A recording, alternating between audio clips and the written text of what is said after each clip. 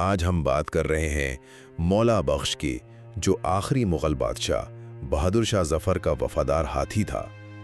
دیکھیے، یہ قصہ صرف ایک جانور کا نہیں ہے، یہ 1857 کے اس ہنگامہ خیز دور کا ہے، اور یہ دکھاتا ہے کہ ایک جانور اپنے مالک سے کتنی محبت اور وفاداری نبھا سکتا ہے۔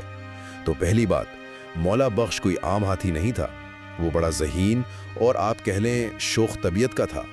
وہ دہلی کے بچوں کے ساتھ کھیلتا، ان کے کہنے پر ایک ٹانگ اٹھا کر کھڑا ہو جاتا، لیکن جیسے ہی بادشاہ کی سواری کا وقت آتا تو ایک دم مؤدب اور سنجیدہ ہو جاتا تھا۔ دوسری بات یہ کہ جب 1857 میں انگریزوں نے لال قلعے پر قبضہ کیا اور بادشاہ کو ہمایوں کے مقبرے میں پناہ لینی پڑی، تو مولا بخش نے اپنے مالک کی جدائی میں کھانا پینا ہی چھوڑ دیا۔ قلعے کا جو نیا انگریز انچارج تھا، سانڈرز، اس نے اسے لڈو اور کچوریاں دی، تو ہاتھی نے غصے میں وہ سب کچھ پھینک دیا۔ انگریز نے اسے سیدھی سادھی بغاوت سمجھا۔ اور آخری بات، سانڈرز نے حکم دیا کہ مولا بخش کو نیلام کر دو۔ بازار میں کوئی بولی لگانے کو تیار ہی نہیں تھا۔ آخر میں ایک پنساری نے کوئی 250 روپے کی بولی لگائی۔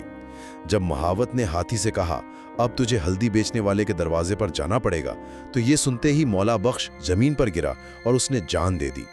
تو بس یوں سمجھیں کہ مولا بخش نے اپنے مالک کے سوا کسی اور کی غلامی پر موت کو ترجیح دی۔